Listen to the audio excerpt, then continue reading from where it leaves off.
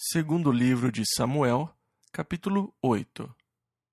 Aqui, o capítulo 8 de 2 Samuel registra as crônicas de algumas vitórias de Davi sobre os inimigos que estavam ao seu redor, como Deus estabeleceu Davi e o seu reino e subjugou os inimigos de diante dele. Então, este capítulo fala das ações de Davi em muitas direções enquanto ele expandia o reino. Versículo 1 ao 7 e 10 ao 11.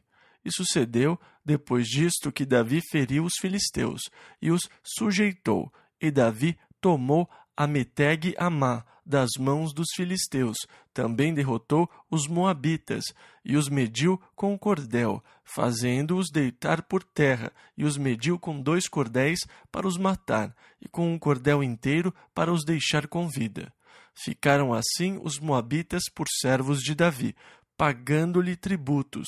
Feriu também Davi a Hadadezer, filho de Reobe, rei de Zobá, quando ele ia recuperar o seu domínio sobre o rio Eufrates.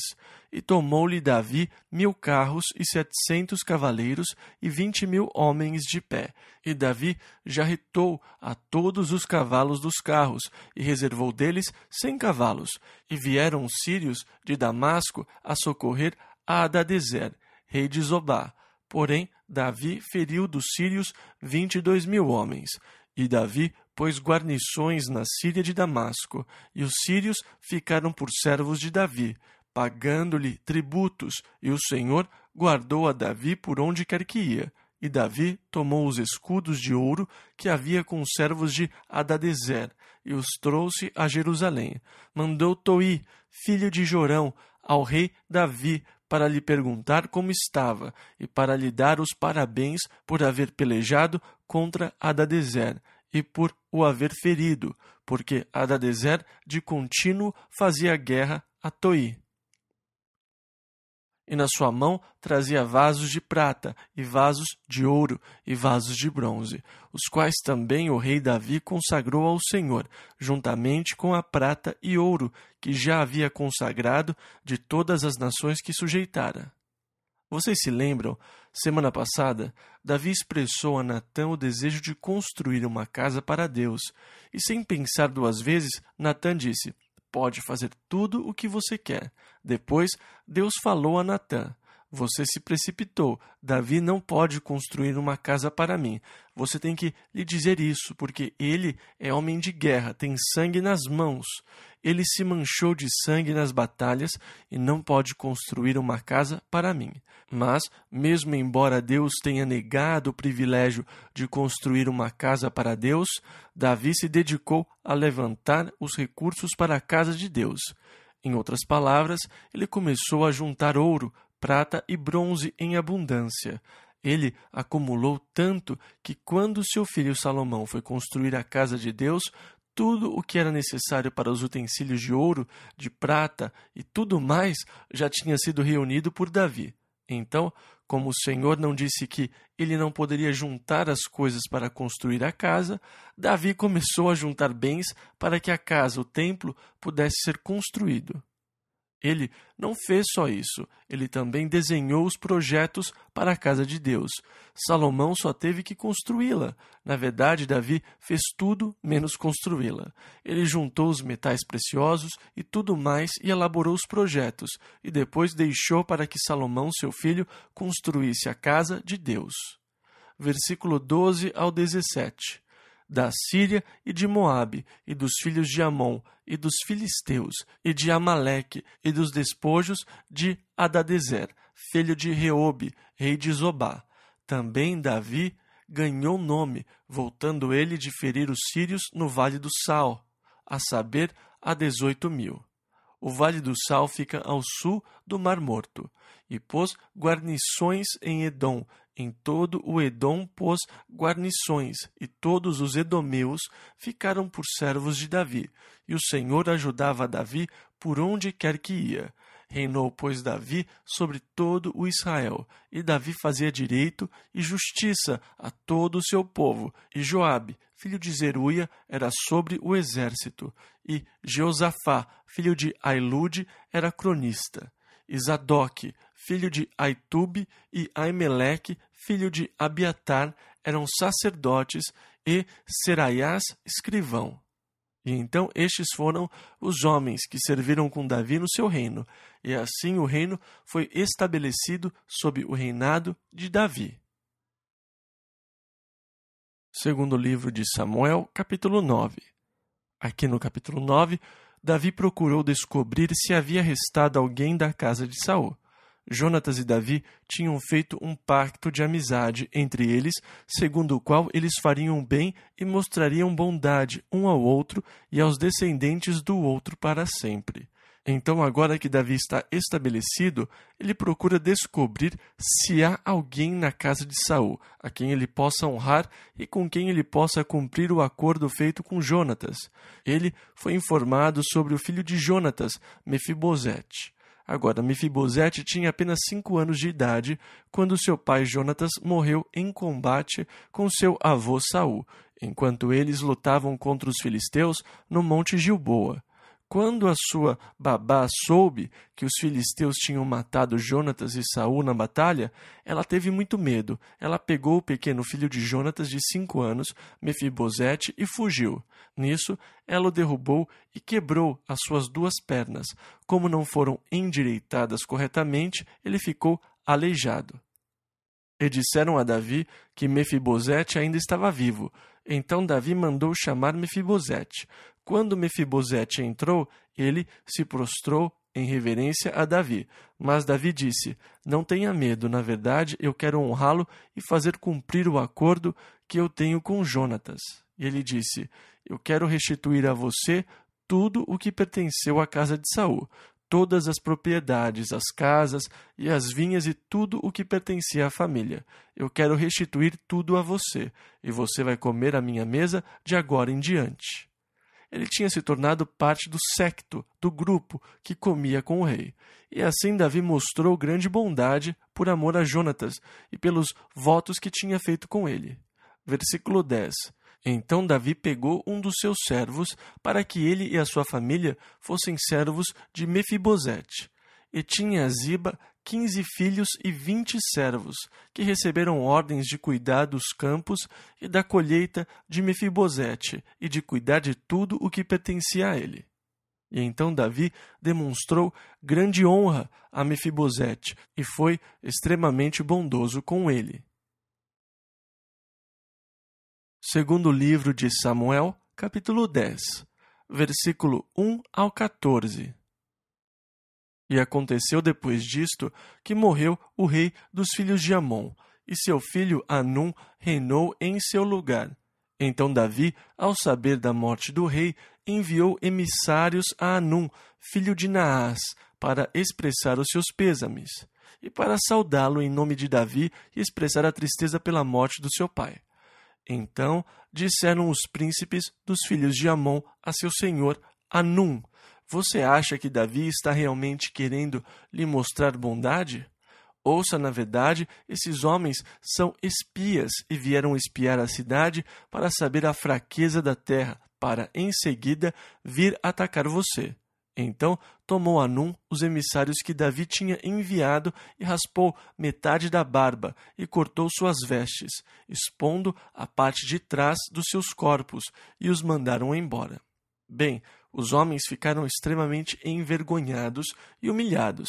Davi soube o que eles tinham feito e disse: "Esperem na cidade de Jericó até que as suas barbas voltem a crescer e depois voltem à cidade." Mas em Amon, que é a capital da Jordânia nos dias de hoje, eles souberam que os homens não poderiam voltar a Jerusalém enquanto as suas barbas não crescessem. E eles temeram um ataque imediato de Davi. Então alugaram dos sírios 20.000 homens de pé, e do rei de Maaca 1.000 homens, para ajudarem a lutar contra Davi. E quando Davi soube que eles tinham contratado os mercenários sírios e outros para lutar contra ele, ele enviou seus exércitos contra os amonitas. E quando eles estavam se dirigindo à batalha, Joabe viu que os sírios vinham do norte para encontrá-los. Então Joabe disse a seu irmão Abissai: Vamos dividir as nossas forças em 2 partes. Eu fico com os sírios e você fica com os amonitas. Se eles começarem a vencer você, eu irei ajudar. Se os sírios começarem a me vencer, você vem me ajudar. Mas esforça-te, seja forte. Na verdade, eu acho que as palavras de Joabe são muito interessantes. No versículo 12, esforça-te, pois, e esforcemo-nos pelo nosso povo e pelas cidades de nosso Deus, e faça o Senhor o que bem parecer aos seus olhos. Então se achegou Joabe contra os sírios, que fugiram de diante dele, e vendo os amonitas que os sírios fugiam, também eles fugiram. E os homens de Israel obtiveram uma tremenda vitória sobre as forças de Hadadezer, sobre os amonitas e sobre os sírios, nesta batalha. Segundo livro de Samuel, capítulo 11. Agora, aqui no capítulo 11, versículo 1 ao 5. E aconteceu que, tendo decorrido 1 ano, no tempo em que os reis saem à guerra, enviou Davi a Joabe e com ele os seus servos e a todo o Israel. E eles destruíram os filhos de Amon e cercaram a Rabá. Porém, Davi ficou em Jerusalém. E aconteceu que, numa tarde, Davi se levantou do seu leito e andava passeando no terraço da casa real. E viu do terraço a uma mulher que se estava lavando, e era esta mulher muito formosa à vista. E mandou Davi indagar quem era aquela mulher. E disseram, porventura não é esta Batseba, filha de Eliã, mulher de Urias, o heteu? Então enviou Davi mensageiros e mandou trazê-la. E ela veio, e ele se deitou com ela, pois já estava purificada da sua imundícia. Então voltou ela para sua casa, e a mulher concebeu, e mandou dizer a Davi, estou grávida. E aí Davi tentou encobrir o seu pecado. Seu filho Salomão mais tarde escreveu, o que encobre as suas transgressões nunca prosperará, mas o que as confessa e deixa alcançará misericórdia. Davi procurou encobrir o seu pecado, mandando chamar Urias, que estava no exército, lutando com Joabe. Versículos 6 ao 8. Então Davi mandou dizer a Joabe, envia-me Urias o heteu. E Joabe enviou Urias a Davi. Vindo, pois, Urias a ele, perguntou Davi como passava Joabe, e como estava o povo, e como ia a guerra. Depois disse Davi a Urias, desce à tua casa, e lava os teus pés. E saindo Urias da casa real, logo lhe foi mandado um presente da mesa do rei. Ele achou que ele ia para casa e ia se deitar com a sua mulher. Quando ela dissesse, querido, estou grávida, ninguém jamais saberia a diferença, a não ser Davi e Batseba. Ele achou que tudo estaria encoberto, mas Urias demonstrou ser um homem muito honroso. Versículo 9 ao 13. Em vez de voltar para casa, aquela noite ele dormiu na varanda de Davi, com os servos de Davi. E de manhã disseram a Davi que Urias não foi para casa, que ele passou a noite na varanda. Então ele chamou Urias e disse, ei, por que você não foi para casa passar a noite com a sua esposa? Quer dizer, depois de lutar tanto tempo e ter uma oportunidade de passar a noite com a sua esposa, por que você dormiria na varanda? Ele disse, bem, Joabe e todos os meus companheiros estão nos campos. À noite eles dormem nos campos, e não seria certo que eu desfrutasse da minha esposa e da minha cama quando todos os meus companheiros estão nas trincheiras. Eu não podia fazer isso. Então disse Davi a Urias, bem, fique comigo hoje e amanhã. E Davi ficou enchendo o copo de vinho de Urias e o embebedou.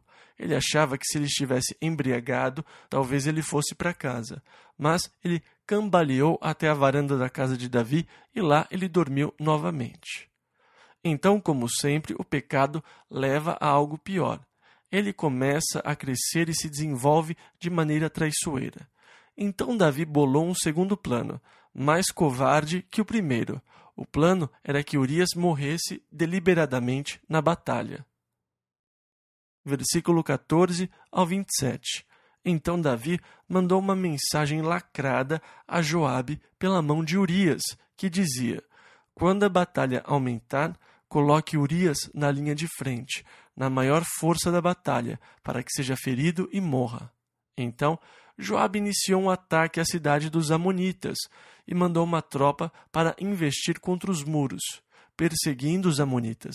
Quando eles chegaram perto do muro, os arqueiros começaram a atirar sobre eles. E Urias foi ferido e morto com outros homens. Então Joabe mandou uma mensagem a Davi contando sobre a batalha e como as coisas estavam indo. Ele disse: se Davi se zangar porque nós chegamos muito perto do muro, diga que Urias também morreu. Então o moço foi contar a Davi sobre a batalha e que alguns dos homens tinham morrido. Eles tinham sido feridos pelos arqueiros do muro. E Davi ficou zangado porque ele disse: é tolice chegar tão perto do muro. Joabe deveria saber disso. O mensageiro disse: bem, Urias, o heteu, também foi morto. E Davi disse: vamos enterrar este assunto. Tudo bem. E Batseba lamentou pelo seu marido. E depois do período de luto, Davi a tomou como esposa, achando que tudo estava bem. Mas não estava nada bem. Deus não poderia permitir que o pecado de Davi passasse despercebido nem impune. A criança nasceu. E Davi pensou: bem, isso é ótimo. Sem dúvida, ele veio a amar Batseba. A sua primeira experiência com ela não foi uma expressão de amor, foi uma expressão de desejo. Ele a cobiçou, mas sem dúvida, ele veio a amá-la. E eu acredito que muitos casais são assim. Eles se sentem atraídos por determinadas características físicas e mais tarde, na verdade, aprendem a amar um ao outro. Muitas vezes você se sente atraído pela outra pessoa por algumas características físicas e mais tarde você passa a odiá-la quando a conhece melhor. Então o amor nem sempre segue uma atração física. Dizem que existe amor à primeira vista, mas isso não acontece. Interesse à primeira vista, sim, talvez atração, mas o amor é algo que cresce. O amor é uma coisa que se desenvolve num relacionamento. Segundo livro de Samuel, capítulo 12. Davi achou que as coisas estavam indo bem, até que o profeta Natã apareceu. Versículo 1 ao 6. Natã disse a Davi: havia numa cidade um homem muito rico, que possuía muitíssimas ovelhas e vacas, e muitos servos. E perto dele morava um homem muito pobre, cuja única posse era uma pequena cordeira. Ela tinha crescido com ele e comia à sua mesa, e bebia do seu copo, e dormia junto dele. Ele a tinha como filha, era parte da família. Ele amava a cordeirinha, era tudo o que ele tinha. O homem rico recebeu visitas e mandou o seu servo tomar à força a única cordeira do seu vizinho e a preparou para suas visitas. Então o furor de Davi se acendeu em grande maneira contra aquele homem e disse a Natã: vive o Senhor, que digno de morte é o homem que fez isso, e pela cordeira tornará a dar o quadruplicado. Davi se adiantou e sentenciou o homem. Quando ele terminou, versículos 7 ao 9, então disse Natã a Davi: tu és este homem. Assim diz o Senhor, Deus de Israel: eu te ungi rei sobre Israel, e eu te livrei das mãos de Saul, e te dei a casa de teu senhor, e as mulheres de teu senhor em teu seio, e também te dei a casa de Israel e de Judá. E se isto é pouco, mais te acrescentaria tais e tais coisas. Davi, eu teria lhe dado tudo, eu lhe dei o reino, eu lhe dei mulheres, eu lhe dei Israel e Judá, e se isso fosse pouco, Davi, eu lhe daria mais. Por que, pois, desprezaste a palavra do Senhor, fazendo o mal diante de seus olhos? Davi, Deus já lhe tinha dado tanto, por que você desprezou o seu mandamento? Por que é que mesmo Deus, sendo tão bom para nós não valorizamos o que temos e não ficamos satisfeitos com o que Deus tem feito? Porque às vezes nós queremos mais se já temos mais do que podemos usar e desfrutar. Davi, você tem todas essas mulheres. Por que você tomou a mulher de outro homem? Por que você desprezou o mandamento de Deus? Versículo 10 ao 13. Agora, pois, não se apartará a espada jamais da tua casa, porquanto me desprezaste, e tomaste a mulher de Urias, o heteu, para ser tua mulher.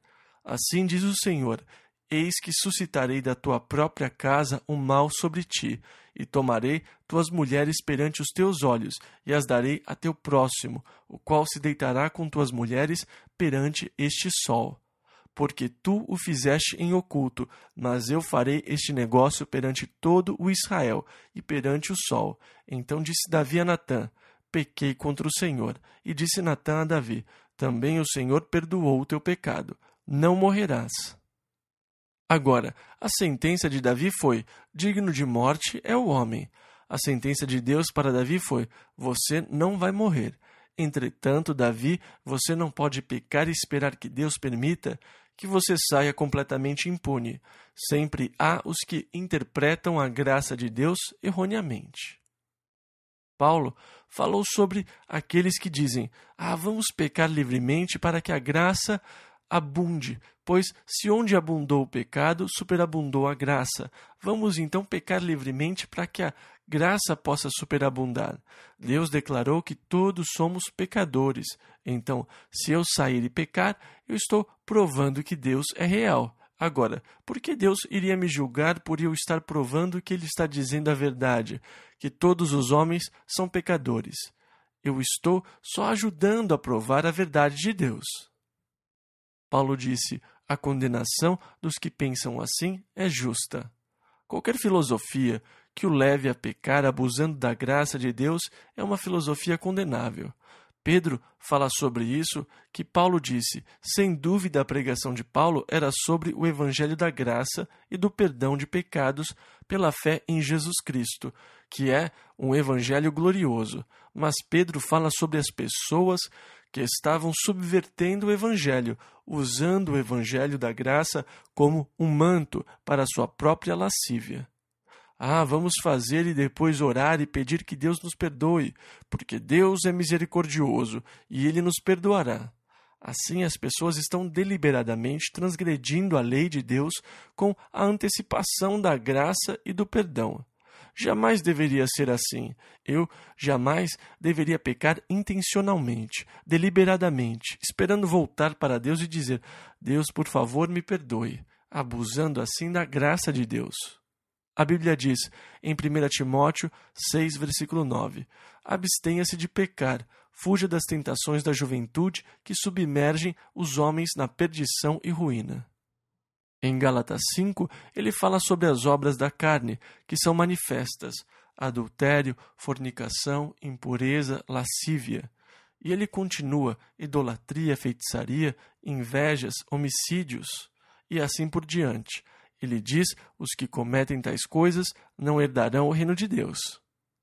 Eu contesto a conversão da pessoa que deliberadamente e intencionalmente peca contra Deus pensando: depois eu peço perdão e recebo a graça de Deus.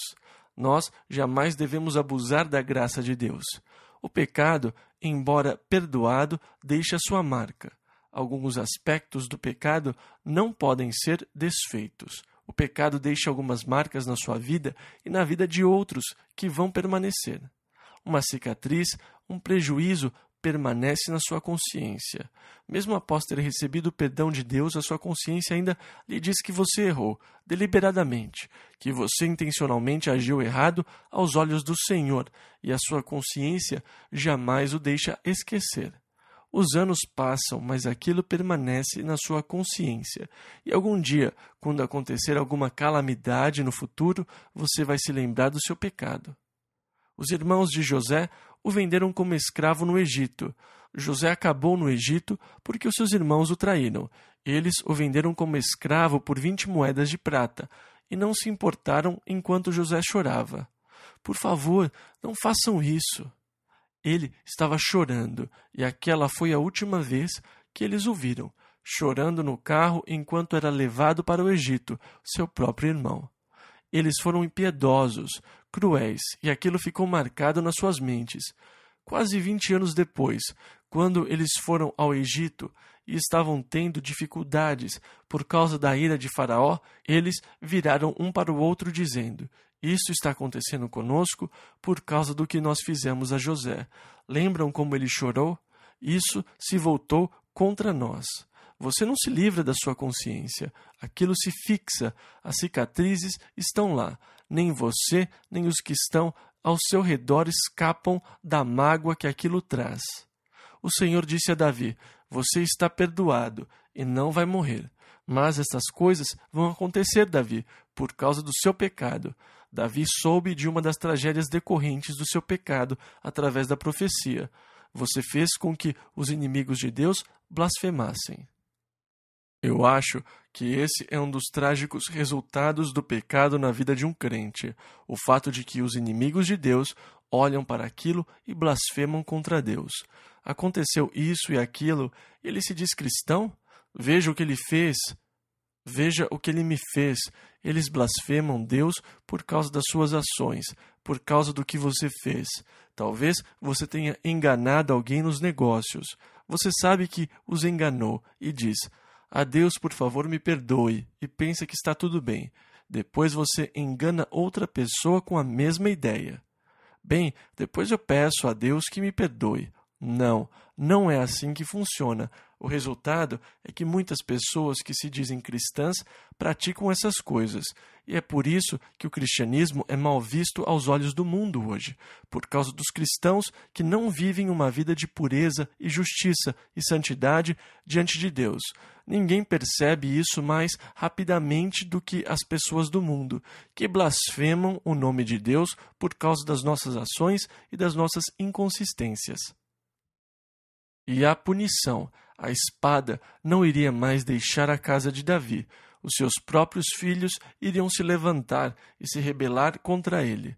As suas esposas iriam ser humilhadas em público. A criança que iria nascer ou que tinha nascido morreria. Isso criou um divisor de águas na vida de Davi. Esta experiência tirou a paixão de Davi. A partir deste incidente, começaram a surgir calamidades, rebeliões, problemas na sua casa. É interessante que Davi, em vez de lidar e lutar contra os problemas, ele meio que se entrega a eles. Ele não tenta se erguer, ele simplesmente os aceita. Ah, isto vem de Deus, isto é juízo de Deus. Ele não tenta reagir, não tem mais a força que o impelia. A partir desta experiência, a força que o impelia secou. É triste e trágico quando a paixão se vai da vida de uma pessoa. As palavras de Deus realmente foram muito bondosas. O seu pecado está perdoado, você não vai morrer. O Salmo 32 foi escrito por Davi nesta época, após ouvir as palavras do profeta. Os seus pecados estão perdoados, você não vai morrer. Davi escreveu: bem-aventurado aquele, e a palavra bem-aventurado quer dizer quão feliz. Quão feliz é aquele cuja transgressão é perdoada e cujo pecado é coberto. Feliz é o homem a quem o Senhor não imputa maldade e em cujo espírito não há engano. Agora veja, enquanto Davi tentou encobrir o pecado, ele tentou enganar de todo jeito, chamando Urias de volta, tentando fazê-lo ir para casa e ficar com sua mulher. Tudo fazia parte de um esquema de Davi para enganá-lo. Eram artimanhas. Sabe quando você é um enganador? Você está sempre preocupado e com medo de ser pego, de que alguém venha descobrir e que a verdade seja exposta. Você elabora artimanhas e tenta encobrir dizendo: quem? Eu? Bem, eu não sei do que você está falando. Você tem que enganar e iludir e está constantemente com medo de ser descoberto. Alguém vai descobrir, alguém vai me ver, alguém vai saber, alguém vai me dedurar. Feliz é o homem que consegue andar direito, que consegue ser honesto, que consegue ser direito, que consegue ser franco, que não precisa enganar, conspirar nem esconder nada de ninguém. Quando eu guardei silêncio, isto é, quando eu não confessei a Deus, quando eu tentei encobrir tudo, envelheceram os meus ossos pelo meu bramido em todo o dia. Porque de dia e de noite a tua mão pesava sobre mim. O meu humor se tornou em sequidão de estio. Esta é a primeira estrofe do Salmo 32.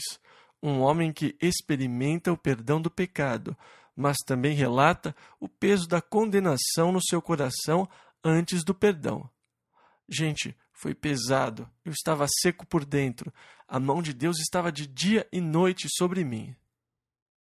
Então ele diz: confessei-te o meu pecado, e a minha maldade não encobri. Dizia eu: confessarei ao Senhor as minhas transgressões, e tu perdoaste a maldade do meu pecado.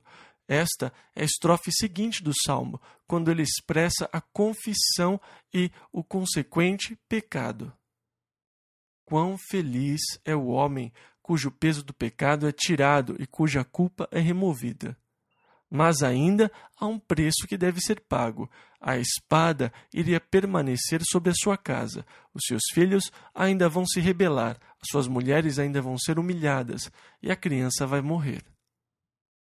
Versículo 15 ao 23. Então sucedeu que a criança adoeceu, e Davi prostrou-se no chão, aflito. Os servos tentavam fazê-lo comer, mas ele recusava qualquer comida. Ele ficava no chão gemendo. E por 7 dias ele se deitou no chão gemendo, sem comer. E, no 7º dia, a criança morreu. Os servos ficaram preocupados e se perguntavam: o que vamos fazer? Como vamos contar para ele? Se ele está aflito assim quando a criança ainda está viva, o que ele vai fazer quando descobrir que a criança está morta? Davi ouviu os servos sussurrando e disse: está morta a criança? E eles disseram sim. Davi se levantou, tomou um banho, vestiu-se com roupas limpas e, quando saiu, pediu o jantar. Eles disseram: veja, nós não estamos entendendo nada. Enquanto a criança estava doente, você ficou prostrado e gemendo, sem comer e todo sujo. Agora que a criança morreu, você tomou banho e quer comer, pediu o jantar. O que está acontecendo? E ele disse: enquanto a criança estava viva, eu tinha esperanças de que Deus fosse se compadecer e poupar a vida dela. Mas agora que ela está morta, não posso fazer mais nada. Eu acho que Davi tinha uma atitude muito sadia em relação à morte. O que mais você pode fazer? Versículo 23, Davi disse: eu irei a ela, porém ela não voltará para mim. Davi mostra convicção na vida após a morte. Davi mostra sua certeza de que o seu filho estava com o Senhor, que o seu filho foi salvo e que um dia ele iria estar com ele, embora a criança não pudesse retornar para ele.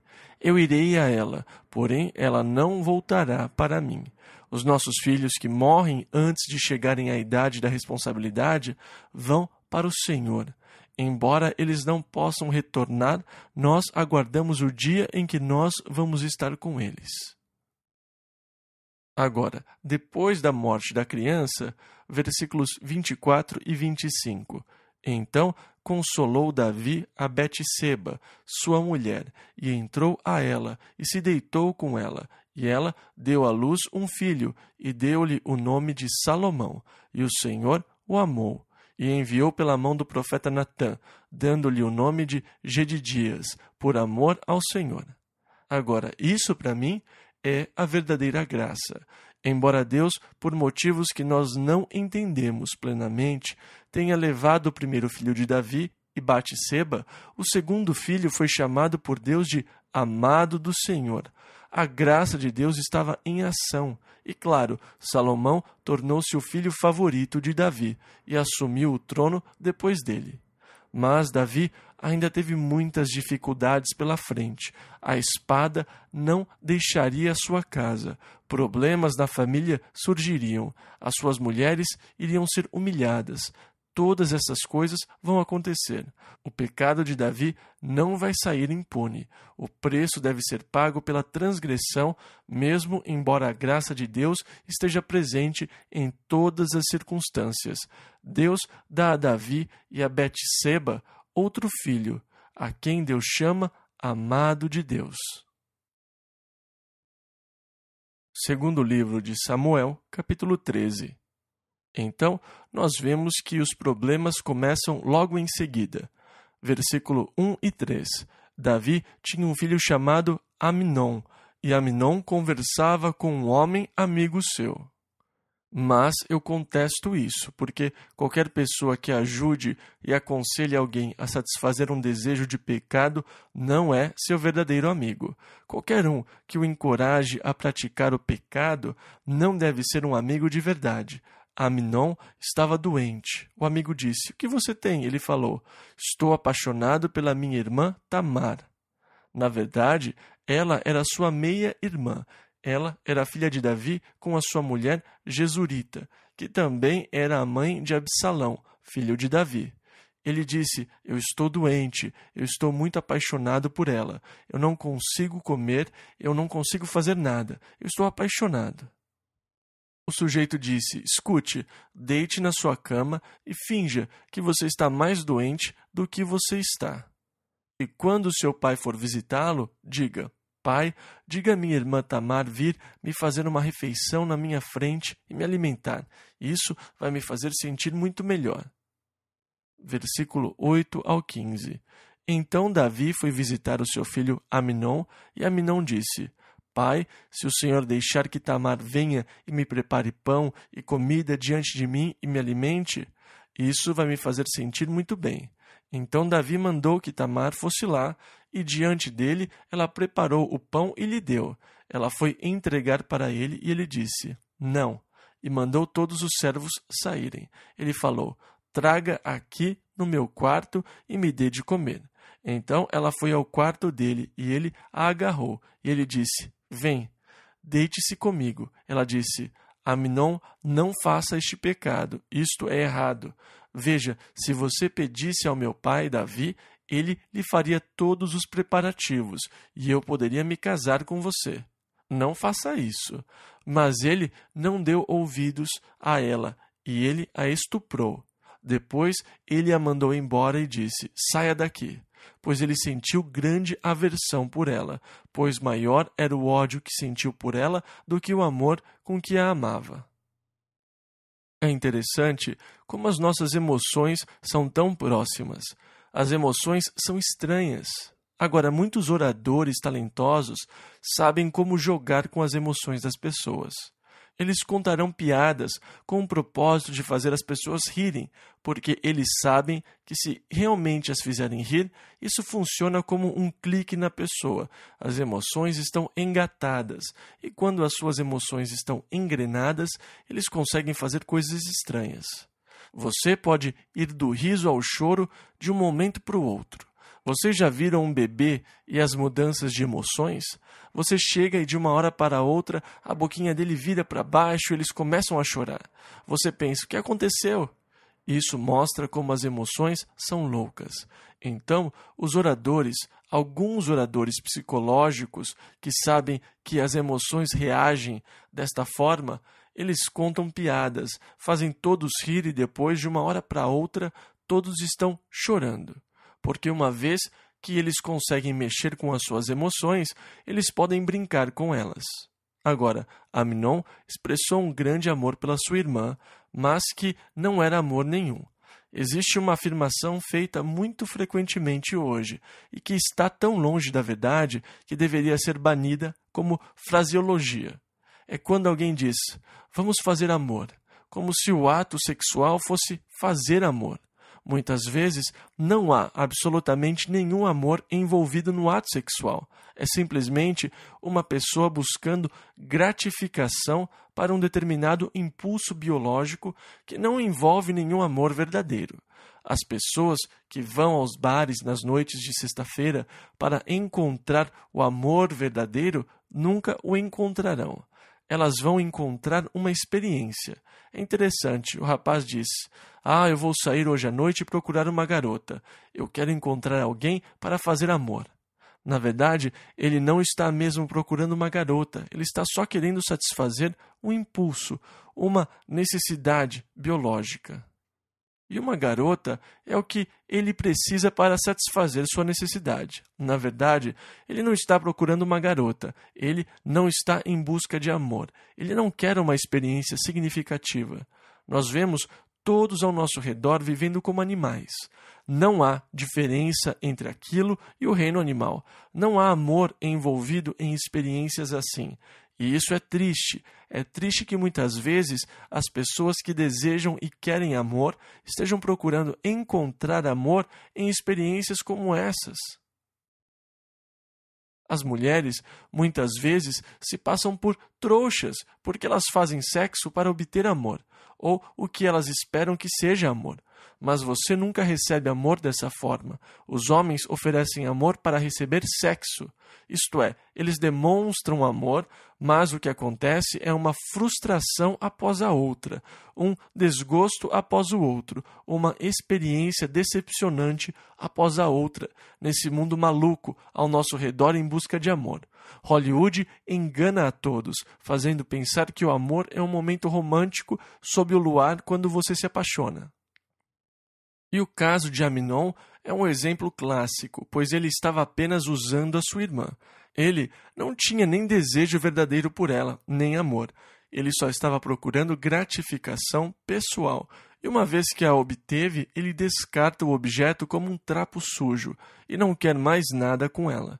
Ele não estava procurando um relacionamento significativo. Ele não estava procurando uma esposa. Ele não estava procurando alguém a quem dar o verdadeiro amor. Alguém a quem favorecer, construir um relacionamento e abençoar com atitudes de bondade e graça. Ele queria apenas um objeto através do qual ele pudesse satisfazer seus desejos carnais e estava disposto a descartá-la assim que tivesse seus desejos satisfeitos. Mulheres, quando vocês vão acordar? Se aquele cara que está dando em cima de vocês e querendo sexo antes de se casarem, tentando apressar as coisas, jogando a velha conversa fiada de que todo mundo faz, afinal, como nós vamos saber se nós combinamos? Esse cara não quer dar o verdadeiro e significativo amor. Ele está fingindo para poder satisfazer os desejos da sua carne. Quando você não mais satisfazer os desejos da sua carne, ele vai descartá-la. Você vai sofrer tremendamente, vai ficar desiludida. Esse não é o amor que você precisa. Esse não é o amor que você quer. Esse não é o amor que Deus quer para você.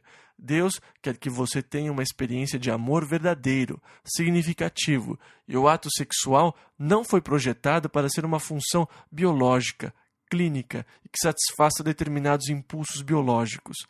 Ele foi destinado para ser uma expressão do verdadeiro amor. Você vai ter isso no casamento e em nenhum outro lugar. De forma triste, as pessoas são enganadas, especialmente no mundo em que vivemos hoje, porque Hollywood fez disso uma grande mentira e as pessoas são ingênuas e caíram nessa. Deus estabeleceu as regras.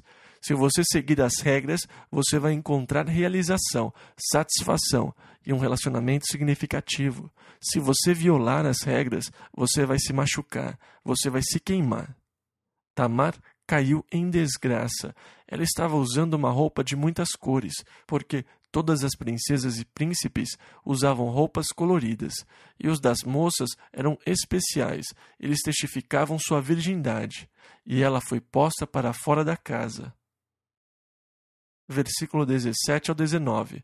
Amnon disse aos servos: ponha fora a esta, e feche a porta após ela. Então ela tomou cinza sobre a cabeça e rasgou a roupa de muitas cores que usava, e foi andando e clamando pelas ruas. Agora, isso não foi culpa de Tamar. Ela foi estuprada. Amnon era o culpado de tudo isso que aconteceu. Mas o trágico de tudo é que depois do que ele fez, Davi não o puniu. Ele não disse nada para Amnon. Não houve punição, não houve repreensão. Davi foi um pai negligente, totalmente negligente com a disciplina. Ele sofreu o resultado disso com os seus filhos. Não há dúvida de que este foi o motivo para Salomão escrever tanto sobre a importância de disciplinar os filhos. Ele viu na sua própria família o resultado da falta de disciplina, porque Davi não era disciplinador. Aqui ele não disse uma palavra sequer a Amnon. Um outro filho, que se rebelou contra ele mais tarde, disse que Davi nunca disse nada para aborrecer aquele filho. Agora, isso não faz com que um filho ame você. Na verdade, o filho odiou Davi e se rebelou contra ele. Salomão, vendo isto acontecer na sua própria casa, escreveu muito sobre a importância de disciplinar um filho. A astutícia está ligada ao coração da criança, mas a vara da correção a afugentará dela. O que não faz uso da vara odeia seu filho, mas o que o ama desde cedo o castiga. A criança entregue a si mesma envergonha sua mãe. Tudo isso aqui é sobre disciplina, sobre a necessidade de disciplina, porque Davi foi um péssimo disciplinador. Mas ele se sentia culpado, por causa da sua culpa, pois o que ele tinha feito foi muito pior do que o que Amon fez. Ele achava que não poderia falar com ele sobre isso. Na verdade, Amon teve permissão para prosseguir sem punição. Versículo 22. Porém, Absalão, o irmão de Tamar, odiava a Amnon, por ter forçado a Tamar, sua irmã. E ele então esperou o seu dia. E 2 anos depois, ele disse a Davi: eu quero dar uma grande festa, eu quero que venham todos os meus irmãos. E Davi disse: por que você quer fazer isso? Eu quero toda a família. E Davi falou: eu estou muito ocupado, eu não quero ir. Versículo 26. Então disse Absalão: quando não, deixa ir conosco Amnon, meu irmão. Ele disse: por que você quer que Amnon vá? Ele estava insistindo muito.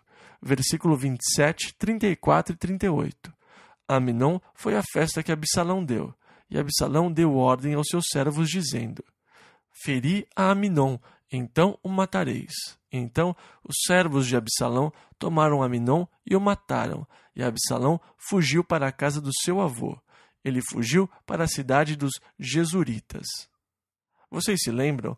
Davi fez uma incursão contra os Gesuritas e tomou a filha do rei como sua mulher, e ela deu à luz a Absalão. Então, na verdade, Absalão era de uma tribo beduína, e ele se dirigiu para a casa do seu avô, no outro lado, para viver com seu avô e para se proteger da vingança de Davi. Versículo 37 ao 39. Assim Absalão fugiu, e foi a Talmai, filho de Amiur, rei de Gesur. E Davi pranteava por seu filho todos aqueles dias. Assim Absalão fugiu e foi para Gesur. Esteve ali 3 anos. Então tinha o rei Davi saudades de Absalão. Na verdade, agora que Amnon está morto, Davi não pode fazer nada por ele e sente saudades de Absalão. Segundo livro de Samuel, capítulo 14, versículo 1 ao 9. Então Joabe, vendo que Davi era orgulhoso e teimoso, pois ele queria ver o seu filho, mas não deu o primeiro passo, tomou uma viúva de Tecoá e disse a ela: vá dizer a Davi esta história. Ou seja, diga a ele que você teve 2 filhos, diga que eles brigaram, que você é viúva e os seus 2 filhos acabaram brigando. Eles estavam no campo, não havia ninguém para separá-los, e um dos seus filhos matou o outro. Agora, os outros familiares querem matar o seu único filho, mas se ele morrer, você não tem mais ninguém, não tem descendentes e não há mais ninguém para levar o nome da família, e este será o fim. Então diga a Davi: eles não podem se vingar do meu único filho. Então a mulher foi a Davi e lhe contou a história. Meus 2 filhos estavam no campo, brigando, e a coisa esquentou, e não havia ninguém para separá-los. E um deles matou o outro, e agora o vingador de sangue está querendo matar meu único filho. Mas, se ele se for, eu não terei ninguém, eu ficarei só. E Davi disse: o seu filho será anistiado, ele está perdoado. Então ela disse a ele: bem, e por que isso aconteceria a mim e não à casa do meu mestre? Ela fez Davi perceber que a mesma coisa tinha acontecido com ele. Se ele podia perdoar o filho dos vingadores de sangue, então por que ele não perdoaria o seu próprio filho e não o trazia de volta? Davi percebeu que ele foi pego do mesmo jeito que Natã o pegou. Contaram uma história e ele deu uma sentença. Davi é uma figura e tanto. Ele se mantém fiel aos seus juízos. Versículos 19, 20 e 23 e 24. Então ele disse: uma coisa antes que você se vá. Eu quero saber e eu quero que você me responda. Joabe está por trás disso? E ela disse: certamente o Senhor tem o conhecimento de um anjo. Ninguém consegue esconder nada do Senhor. Sim, Joabe está por trás disso. Então Joabe mandou chamar Absalão de volta, mas Davi se recusou vê-lo. Ele pôde voltar para sua casa, mas Davi... Isso é o que orgulho faz. Esse orgulho que nós temos não é uma burrice. Nós deixamos de fazer o que nós queremos por quê? Nós queremos acabar com a briga. Não queremos continuar desse jeito. Mas eu não vou pedir desculpas primeiro. Ela vai ter que pedir desculpas antes. Eu fico infeliz e não quero que a situação continue como está. Eu realmente quero que tudo acabe, mas eu não vou pedir desculpas primeiro de jeito nenhum. Nós fazemos essas bobagens por causa do nosso orgulho estúpido. Nós deixamos que as coisas prossigam e esquentem. Nós criamos uma confusão por causa do nosso orgulho estúpido. Então, Absalão não é alguém que você possa ignorar. Ele queria que Joabe fosse falar com ele para arranjar um encontro com seu pai. Mas Joabe não foi. Ele mandou diversas mensagens mandando chamar Joabe, que se recusava a ir. Então ele disse aos servos: os campos de cevada de Joabe estão secos, vão e ponham fogo neles. Então os servos puseram fogo nos campos de Joabe, que veio esbravejando. Que história é essa de mandar botar fogo no meu campo? E ele disse: bem, eu queria vê-lo e o chamei várias vezes, mas você nunca respondeu, então aqui está você. Versículos 32 e 33. E disse Absalão a Joabe: eu quero que você faça os preparativos para eu ver meu pai. Então Joabe foi e fez os preparativos, e Davi recebeu Absalão. Então houve perdão, choro, e o amor renasceu entre eles. Mas Absalão, a esta altura, começou a conspirar contra o seu próprio pai. Segundo livro de Samuel, capítulo 15, versículo 2 ao 6. E Absalão saiu dos portões da cidade, e quando as pessoas vinham a Israel para levar algum assunto para ser julgado, ele dizia: ah, que pena que meu pai não me nomeou juiz em Israel. Eu poderia julgar esses assuntos. Você veio ver o meu pai, mas ele é muito ocupado e não tem tempo para ver todos. Mas traga o assunto para mim e deixe-me julgá-lo para você. E as pessoas começaram a se inclinar diante dele, e ele as tomava pela mão e beijava suas mãos. Ele foi um político esperto, beijava as criancinhas e dizia o que as pessoas queriam ouvir. Ah, que pena que eu não posso ajudá-lo. Eu poderia fazer muito por você se eu tivesse um cargo melhor. É uma pena que o meu pai esteja tão ocupado. Ele realmente não tem tempo para o povo. Sabe, ele é muito ocupado. Nós poderíamos fazer muito por vocês. Esse tipo de coisa. Versículo 7 ao 12. E ele começou a roubar os corações do povo, daqueles que se dirigiam para Jerusalém. Ele furtou o coração do povo, e quando ele achou que já estava forte na sua nova posição, ele partiu para Hebrom com alguns dos líderes chaves, e lá ele anunciou o seu reino. E quando o reino foi anunciado, Israel uniu-se a Absalão, e alguns dos conselheiros de Davi, um em particular, Aitofel, uniram-se a Absalão contra Davi. A deserção do seu amigo Aitofel é expressa por Davi no Salmo 55. Vamos abrir no Salmo 55 e ler os sentimentos de Davi sobre a deserção de Aitofel, que foi com Absalão. Diz assim: inclina, ó Deus, os teus ouvidos à minha oração, e não te escondas da minha súplica. Atende-me e ouve-me. Lamento na minha queixa e faço ruído pelo clamor do inimigo e por causa da opressão do ímpio, pois lançam sobre mim a iniquidade e com furor me odeiam. O meu coração está dolorido dentro de mim, e terrores da morte caíram sobre mim. Temor e tremor vieram sobre mim, e o horror me cobriu. Assim eu disse: ó, quem me dera ter asas como de pomba! Então voaria e estaria em descanso. eis que fugiria para longe e pernoitaria no deserto. Apressar-me-ia a escapar da fúria do vento e da tempestade. Despedaça, Senhor, e divide as suas línguas, pois tenho visto violência e contenda na cidade. De dia e de noite a cercam sobre os seus muros, iniquidade e malícia estão no meio dela. Maldade há dentro dela, astúcia e engano não se apartam das suas ruas. E aqui está o lamento sobre Aitofel, pois não era um inimigo que me afrontava, então eu o teria suportado, nem era o que me odiava que se engrandecia contra mim, porque dele me teria escondido. Mas eras tu, homem meu igual, meu guia e meu íntimo amigo. Consultávamos juntos suavemente e andávamos em companhia na casa de Deus.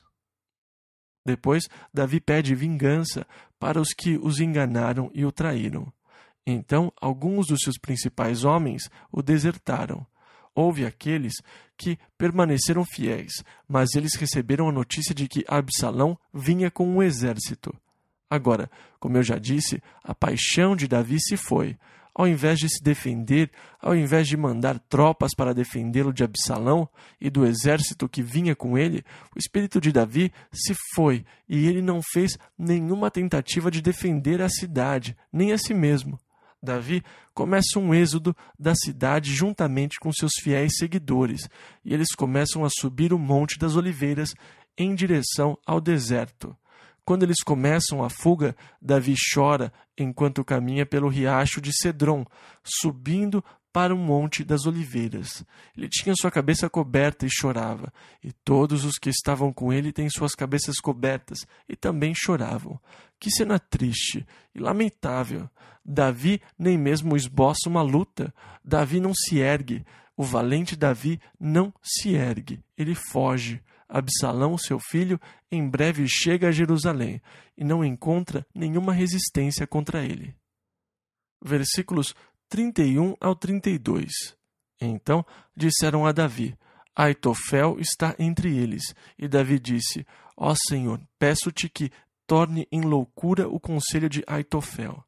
E quando Davi chegou ao cume, lá do Monte das Oliveiras, para adorar ali a Deus, eis que Usai, que também era um dos conselheiros de Davi, um homem mais velho, ele foi encontrá-lo, e Davi disse: Vá para casa, volte para Jerusalém, e talvez você possa subverter o conselho de Aitofel. Então Davi começou a posicionar os seus homens para destruir os propósitos de Absalão. Versículo 35. E não estão ali contigo Zadok e Abiatar, sacerdotes? E será que todas as coisas que ouvires da casa do rei farás saber a Zadok e Abiatar, sacerdotes? Eu acho interessante que a essa altura Davi esteja entregando totalmente o seu caso a Deus. Se Deus quer que eu volte, o Senhor vai me levar de volta. Se o Senhor se agrada em me ajudar, Ele vai me ajudar. Mas ele não vai se defender. Ele não está lutando mais por si mesmo. Ele é um homem em pedaços e ele entrega o seu caso totalmente nas mãos de Deus, porque este é o cumprimento da profecia, por causa do seu pecado. Natan disse: os seus filhos vão se rebelar contra você. Ele vê isto como um juízo de Deus e o aceita. Ele está se entregando completamente às mãos de Deus e ao juízo que Deus mandou sobre ele. Segundo livro de Samuel, capítulo 16, versículos 1 e 3. E passando Davi um pouco mais adiante do cume, eis que Ziba, o servo de Mefibosete, veio encontrar-se com ele, com um par de jumentos albardados, e sobre eles 200 pães, com 100 cachos de passas, e 100 de frutas de verão, e um odre de vinho. E disse o rei a Ziba: que pretendes com isto? E disse Ziba, mentindo: os jumentos são para a casa do rei, para se montarem neles, e o pão e as frutas de verão para comerem os moços, e o vinho para beberem os cansados no deserto. Então disse o rei: ora, onde está o filho de teu senhor? E disse Ziba ao rei: eis que ficou em Jerusalém, porque disse: hoje me restituirá a casa de Israel o reino de meu pai. Em outras palavras, ele está mentindo para Davi sobre Mefibosete, declarando que Mefibosete viu o que aconteceu e disse: Ei, eu vou ter o reino de volta. Não era verdade, foi mentira de Ziba. Então Davi disse, versículo 4, Eis que teu é tudo quanto tem Mefibosete. Isso se nós conseguirmos voltar. E claro, mais tarde Davi descobriu que ele estava mentindo. E no caminho apareceu outro parente de Saul, um primo distante. O seu nome era Simei. Versículos 5 ao 10. E Simei apareceu e começou a amaldiçoar Davi, correndo e atirando pedras em Davi, jogando terra para cima e amaldiçoando-o. Agora Absai disse a Davi: Davi, aquele homem, é um cão morto. Ele não tem o direito de fazer isso. Deixe-me arrancar fora sua cabeça. Mas Davi disse: Não, deixe que ele vá. Talvez Deus tenha colocado isso no seu coração. Davi não tinha mais aquela chama. Talvez Deus queira que ele me amaldiçoe. Talvez isto venha do coração de Deus. Davi está em pedaços a essa altura, e ele entende que isso é o fruto do seu pecado. Por isso existe uma submissão linda de Davi a Deus e à vontade de Deus, até mesmo ao juízo de Deus, o que fez Davi ser um homem segundo o próprio coração de Deus. Ele estava disposto a se entregar totalmente a Deus e ao juízo de Deus. Deus, se o Senhor quer me matar, se o Senhor quer me destruir, se o Senhor quer me amaldiçoar, o que quer que o Senhor queira fazer, faça o que quiser comigo. Davi não está mais resistindo. A sua vida agora é de compromisso total. Ele passou por um quebrantamento. Isso muitas vezes é necessário para que nós possamos nos colocar em completa e total submissão à vontade de Deus. Embora seja triste ver a paixão acabar, por outro lado, é lindo ver agora que não há mais resistência, não há mais defesa. Existe agora uma entrega total. O que Deus quiser que seja. Versículo 15 e 21. Absalão chegou a Jerusalém, e Davi tinha deixado as suas concubinas para guardar o palácio.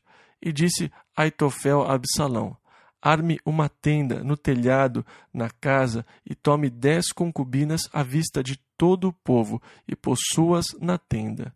E lá, de certa forma, humilhe-as. Agora, isso mostra que estava sendo criada uma separação, uma ruptura entre Absalão e Davi, que não poderia ser refeita. Em outras palavras, o povo iria se sentir seguro em seguir Absalão, porque eles iriam pensar: Davi jamais perdoaria esse pecado. Além disso, essa era uma prática comum para um rei que tomasse o reino do seu antecessor. Uma das suas atitudes, ao tomar o reino do antecessor, era tomar as mulheres do rei, assim como Davi tomou as mulheres de Saul. De novo, tomar as mulheres do antecessor fazia parte da sucessão. Então, Absalão, na verdade, estava assumindo o cargo, substituindo Davi como rei, e também criando uma ruptura irreparável entre ele e seu pai. Versículo 23. E era o conselho de Aitofel, e Absalão o seguiu. A profecia de Natã foi cumprida, pois vemos as mulheres de Davi aqui no sol, diante do povo, sendo humilhadas publicamente. Então, na próxima semana, nós vamos começar nossa aula no capítulo 17. Eu passei sobre um assunto e agora eu quero voltar a ele. No versículo 25 do capítulo 14, a passagem fala sobre Absalão. Não havia, porém, em todo o Israel homem tão belo e tão aprazível como Absalão. Desde a planta do pé até a cabeça, não havia nele defeito algum. Ele era um homem muito bonito por fora, mas ele era dissimulado, cruel por dentro. Dizem que ele cortava o cabelo uma vez por ano, porquanto muito lhe pesava, e por isso a tosquiava, e pesava o cabelo da sua cabeça 200 siclos, segundo o peso real. Todo ano lhe crescia cerca de 1,5 kg a 2 kg de cabelo. Agora, parte do seu pagamento vinha do corte do seu cabelo. Eles lhe davam 1 tanto por ciclo pelo cabelo cortado. Quando eles raspavam o cabelo da sua cabeça, havia cerca de 2 quilos de cabelo, mas o interessante é que foi o seu cabelo que o levou à morte. Ele estava cavalgando na floresta, e o seu cabelo ficou preso num galho, e ele ficou pendurado pelo seu cabelo quando Joabe apareceu e atravessou o seu coração com um dardo. Sabe, pode haver desvantagens, mas há vantagens também. Vamos ficar em pé? Pai, nós te agradecemos pelas lições que podemos aprender ao estudarmos juntos a Tua palavra. Senhor, que o Senhor nos enriqueça no conhecimento dos Teus propósitos e da Tua vontade. Nos ajude, Senhor, a crescermos na graça e no entendimento da Tua verdade. Senhor, nós pedimos agora que a Tua palavra seja escondida no nosso coração e que possamos ser purificados e lavados pela palavra que Tu falaste. Em nome de Jesus. Amém.